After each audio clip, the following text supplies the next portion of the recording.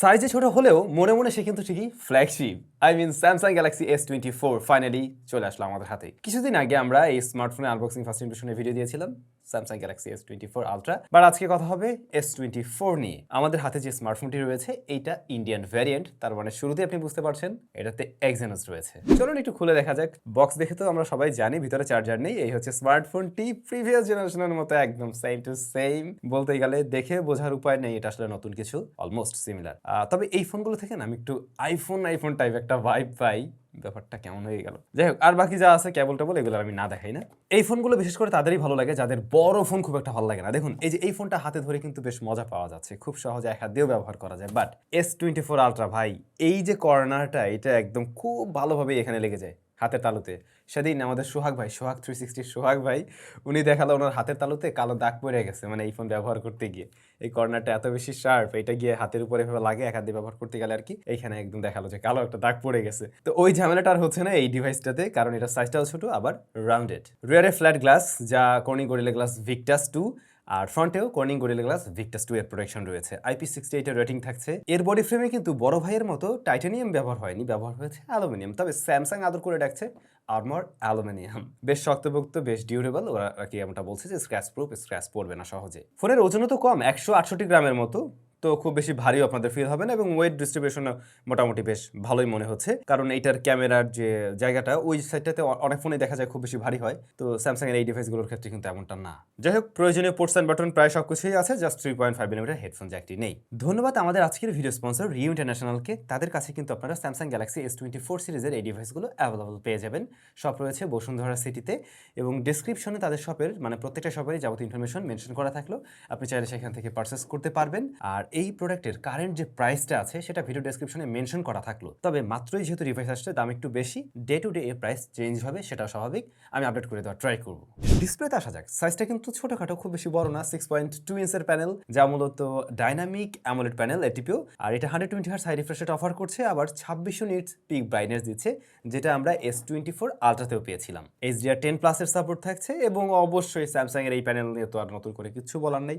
যেমনটা আপনারা দেখছেন একদম চিন বেজেল, সুপার ন্যারো, প্লাস একদমই সিমেট্রিক্যাল। এর যে পাঁচল কাটআউটটা সেটাও কিন্তু বেশ ছোট, প্রিভিয়াস জেনারেশন থেকেও এটা আমার কাছে একটু ছোট লাগছে। এই ডিসপ্লের তলায় কিন্তু আল্ট্রাসনিক ফিঙ্গারপ্রিন্ট স্ক্যানার রয়েছে। পজিশন ঠিকঠাক, আমার হাত অনুযায়ী একদমই ঠিকঠাক, আর এটা ফাস্ট এবং অ্যাকুরেট।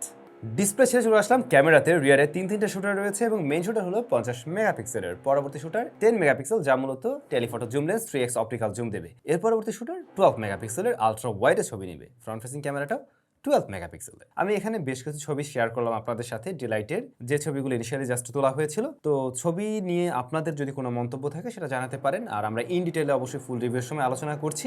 ভিডিওর প্রসঙ্গে বলতে গেলে এখানে আমরা সর্বোচ্চ 8K 30fps এ ভিডিও রেকর্ড করার সুবিধা পাচ্ছি, পাশাপাশি 4K 60fps এ রেকর্ড করার সুবিধা পাচ্ছি।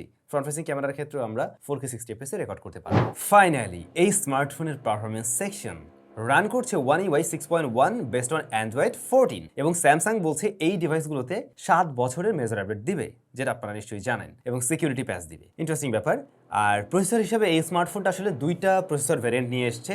ইউএস মার্কেট, তারপর চাইনিজ মার্কেট, আর একটা কোন মার্কেট যেন, ওইখানের জন্য এই ডিভাইসে কিন্তু স্ন্যাপড্রাগনের প্রসেসর থাকছে, কোয়ালকম স্ন্যাপড্রাগন 8 Gen 3, যা আমরা এর বড় ভাইয়েও পেয়েছি S24 আলট্রাতে। বাট এই ডিভাইসটা ইন্ডিয়ান ইউনিট, এবং গ্লোবাল S24, S24 প্লাস এই ডিভাইসগুলোতে কিন্তু এক্সিনোস প্রসেসর দিয়ে এসছে, স্যামসাং এর এক্সিনোস 2400, যাও মূলত 4nm একটি প্রসেসর। ভালোই হলো, আমার কাছে এখন দুইটা প্রসেসরই আছে। তো আমরা অবশ্যই যখন ফুল রিভিউ নিয়ে আসবো তখন আসলে সাইড বাই সাইড কম্পারিজন করা যাবে, সেক্ষেত্রে বুঝতে সুবিধা হবে আসলে এক্সিনোস 2400 এর অবস্থা কি, কোন পজিশনে আছে, যদি আমরা SD 8 Gen 3 সাথে কম্পেয়ার করি। ফোনটার র্যাম পাওয়া যায় 8 এবং 12 জিবিতে, এবং স্টোরেজ হচ্ছে 256, 128, 512 আর কি। তবে স্টোরেজ টাইপের ক্ষেত্রে একটু ভিন্নতা আছে, যেমন 128GB যে ভ্যারিয়েন্ট ওইটার কিন্তু স্টোরেজ টাইপ হলো UFS 3.1, আর পরবর্তী ভ্যারিয়েন্টগুলো সব হচ্ছে গিয়ে 4.0। আর S24 সিরিজের বাকি স্মার্টফোনের মতো এতেও কিন্তু আমরা AI এর যে ফিচারগুলো রয়েছে সেগুলো পেয়ে যাচ্ছি, আপনারা সেগুলো এখানে ব্যবহার করতে পারবেন। ইনিশিয়াল ইউসেজ এক্সপিরিয়েন্স যদি শেয়ার করি, বড় ভাইয়ের মতো রেজাল্ট মনে হচ্ছে, তেমন কোনো তফাৎ মনে হচ্ছে না। তবে যখন কিনা আমরা ওই যে আন্তত বেঞ্চমার্ক স্কোর দেখছিলাম বা গিগবেঞ্চ স্কোর দেখছিলাম, তখন মনে হলো তুলনামূলকভাবে এই ফোনটা একটু বেশি হিট জেনারেট করছে আর কি। আর যদি অন্তত স্কোর দেখেন, আমাদের কাছে দুইটা ডিভাইসই কিন্তু এই মুহূর্তে আছে 256GB ভ্যারিয়েন্টের, বাট এখানে আমরা কিন্তু মোটামুটি বেশ বড় রকমের একটা তারতম্য দেখছি আর কি স্কোরের বেলায়, যেমনটা আমরা খেয়াল করছি গিগবেঞ্চ স্কোরের ক্ষেত্রে। যাই হোক, এই প্রসেসর নিয়ে আসলে এই মুহূর্তে তেমন কোনো মন্তব্য করা যাচ্ছে না, আপাতত তো একদম ফ্ল্যাগশিপ লেভেলের পারফরমেন্সই মনে হচ্ছে।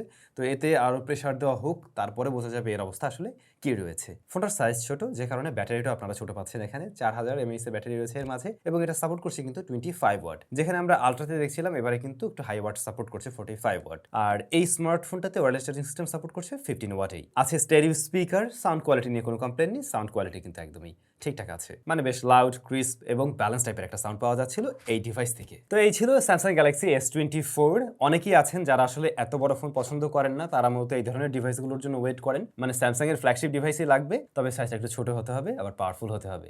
সো তাদের জন্য অবশ্যই, যেহেতু বাংলাদেশ মার্কেটে চলে এসছে, এই মুহূর্তে দামটা অবশ্যই একটু বেশি, হ্যাঁ, বাট কিছুদিন ওয়েট করলে আশা করছি এর প্রাইসটা কমবে।